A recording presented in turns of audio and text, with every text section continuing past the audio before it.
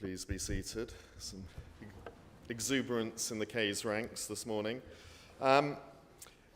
Just to start, I do want to rewind time and do a little bit of congratulations to some students. There was a bit of a Super Saturday last weekend. I was away at the Rugby Sevens in Vancouver, and my phone went absolutely berserk for about an hour with different people texting me with the news that one of our robotics teams had got through to the World Championships, which I think are happening in Texas. And we did actually have 5 teams competing at the Islands Championship. But I do want to congratulate Ty, Aniela, Kyan, and Ben Pickens. I think the last time we got through to the World Championships was in 2020, and that team couldn't go because of the pandemic. And I'd like those 4 to stand up to be recognized in our community if they're here. I can see Aniela looking at me like, damn you.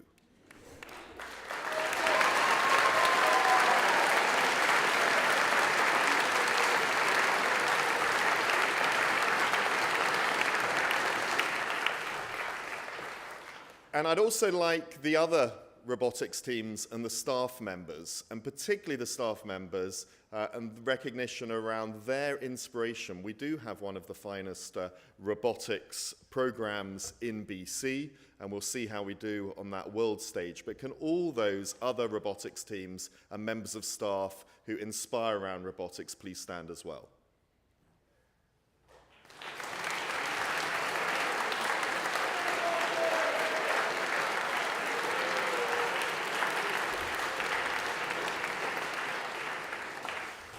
And also, last Saturday night, I come out of my office and I realized that Duke's has been completely reimagined into the secret garden space. And I know it was a remarkable event that was put on, and there was staff involved, but particularly lots and lots of student groups rolled up their sleeves and completely reimagined the Duke space and delivered a fantastic evening. This was a fundraiser for EDGE, I think, as you all know, but I did get a little message from someone who attended, a member of staff, and they said this: I had the most enjoyable dinner at the Secret Garden in Dukes on Saturday night. I felt like I was at a top-notch venue in Europe somewhere, fully booked. The venue was enchanting, we were surrounded by nature, the service was outstanding, charming, well-mannered, and efficient friendliness, and I had a mouth-watering steak cooked to a T, a night I will always remember. So Josie Lee and the rest of you who contributed to that, I think you deserve a huge round of applause.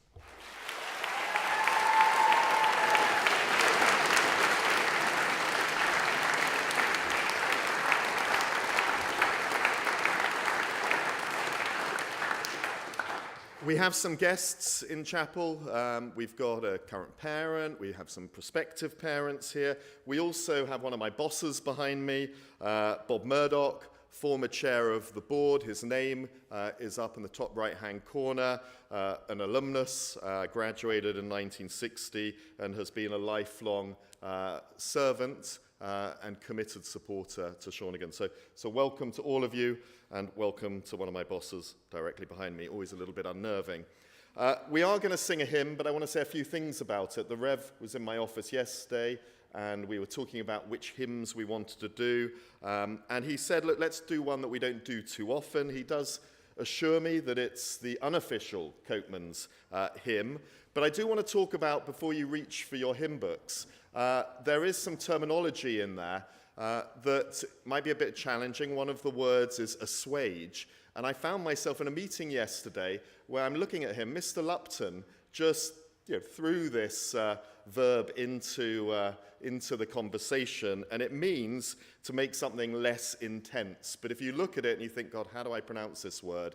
It's assuage, and also there's reference to Zion, which is the kingdom of heaven. So just when you see those words and think, I barely know this tune, and I definitely don't know how to say those words, now you know. Assuage and Zion. And what I want you to do is stay seated, and Miss Daniel is going to play the first verse of it, and then we're all going to rise and get into it. And I'm hoping that our German students lead us on this, because of course it's also a familiar tune because it's the national anthem for Germany, composed by Haydn. He visited London. He was so impressed that Brits had a national anthem that he went back and first introduced this in Austria, and then it was adapted for Germany. So if you have a German student somewhere near you, I'm sure their chest will be filling with pride as they deliver the tune to these particular words. So over to you, Tricia.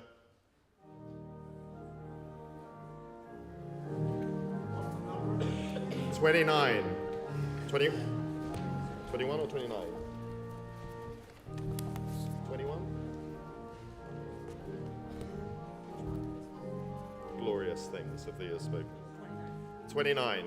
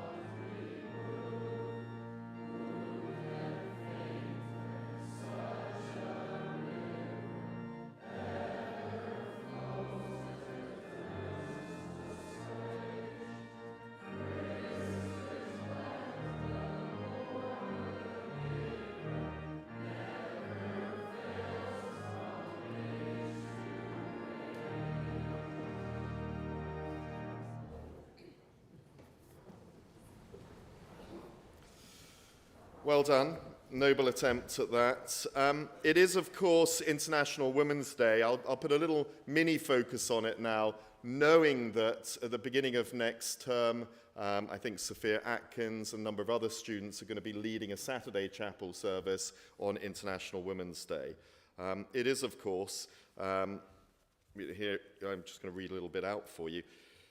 Each and every day, women and girls help shape Canada into a fairer and stronger country. As we mark International Women's Day, we celebrate and recognize the achievements of women and girls in Canada and reaffirm our commitment to removing systemic barriers to advance gender equality in Canada and around the world. This year's theme is Every Woman Counts, is a reminder that all women from all ages and walks of life have a place in every aspect of Canadian society. On this International Women's Day, I invite all Shawnigan members of our community and Canadians to amplify the voices of women and girls, celebrate their enormous contributions in every aspect of Shawnigan society and Canadian society, and stand up for a more equal and equitable world. I'm going to invite Ms. Bryant to come up and tell us a little bit about one of our students' recent achievements.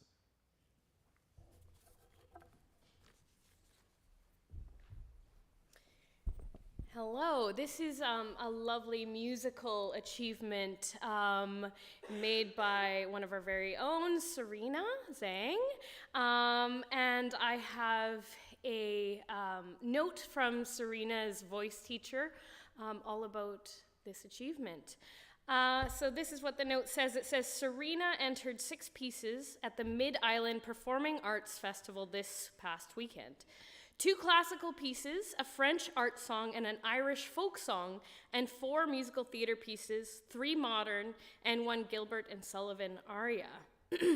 Serena shared each piece, whichever language, era, or style, using their honed vocal technique and the passionate energy that Serena brings to each character they portray. The adjudicator celebrated Serena's technique, communication, and the choices Serena had made about repertoire and character building. Also deeply important was Serena's behavior, cheering on the other singers, helping build a kind and supportive atmosphere of the room. And Serena did secure 5 gold achievements in multiple categories, so that's fantastic. Serena has now been asked by the festival to be their senior musical theater representative at the Provincial Performing Arts Festival in late May, and to sing at the Honors Concert, a showcase of the best performances throughout the festival. Thank you, especially to the students and teachers who attended Serena's dress rehearsal, which was a little pop-up concert last Wednesday, where a few of us got to hear the songs that Serena had chosen. Being able to share the pieces with a small audience helped Serena hone their performance to be able to deliver their best at the festival. So a huge, huge congratulations to Serena, and thank you for all that has supported them. Thanks.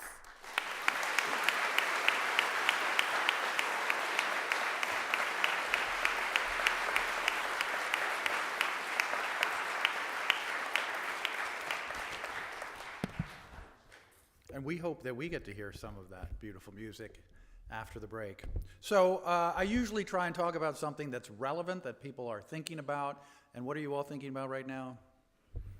The break, right.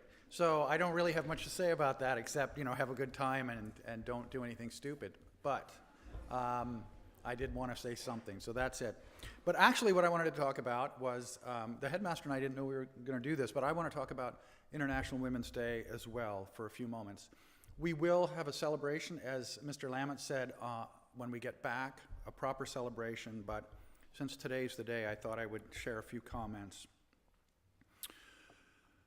I remember a few years ago, during International Women's Day, one of the staff, this was a while ago, one of the staff telling me that he was with a group of students who, for some reason the topic came up of International Women's Day, and one WAG said, they can have Women's Day, we'll take the rest of the year. I know. He thought he was going for a laugh, but obviously it's not very funny. And I don't think he understood exactly the meaning that his words carried.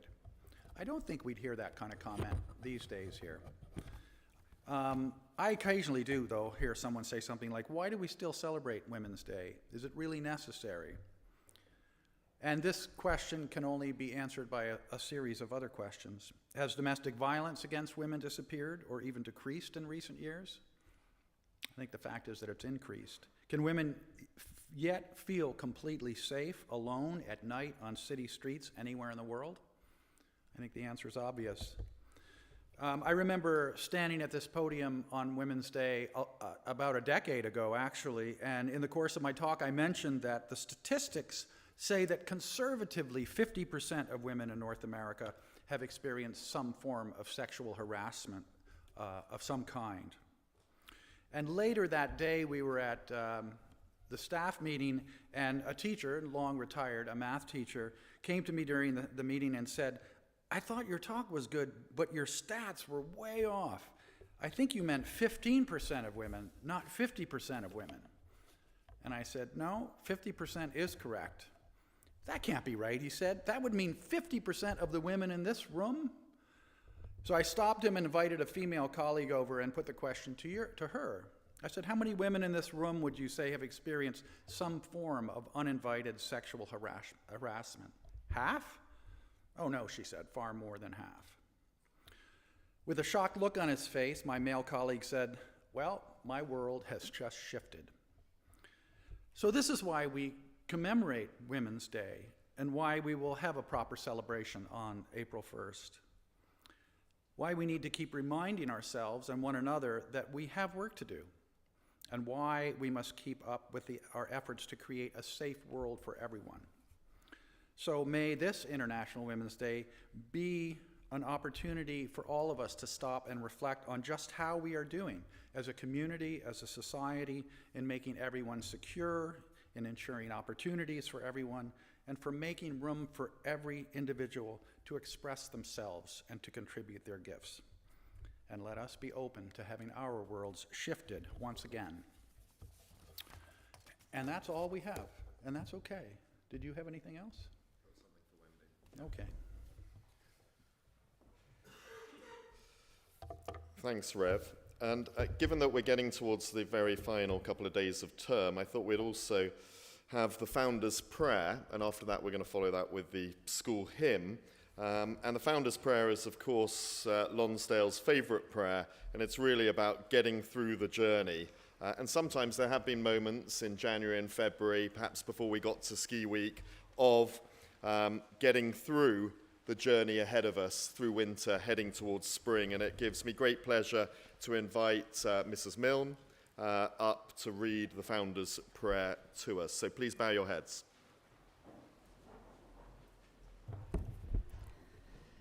The Founders' Prayer.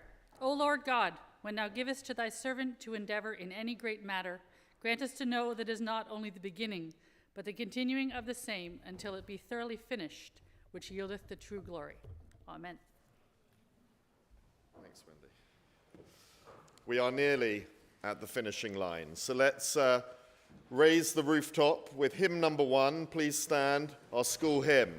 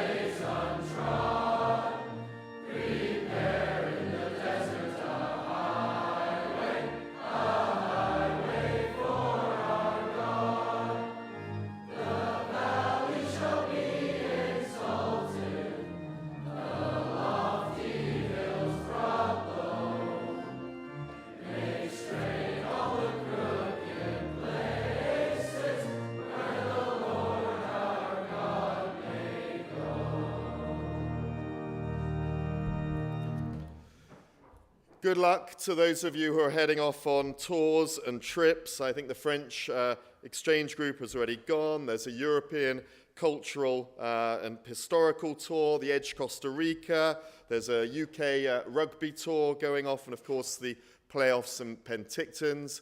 Good luck to you all. Please remember, you are always our ambassadors wherever you go. So please, high level of expectation from us as a school, but also high level of expectation for yourselves in terms of your conduct and your work as our ambassadors across the world. Well done for finishing the term.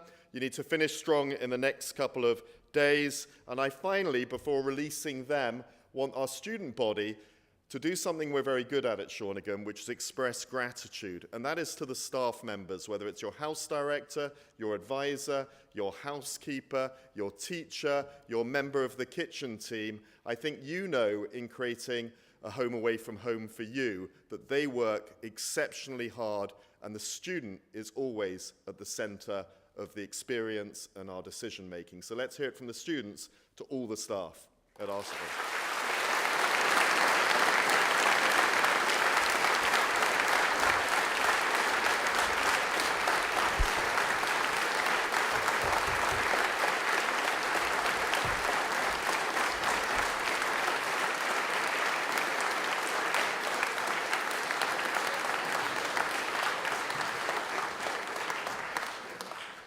Right, let's do what we normally do. Let the staff slip away to class, and I'll hand over to Ava and Kira to dismiss you. So sit down, students, and over to the prefects.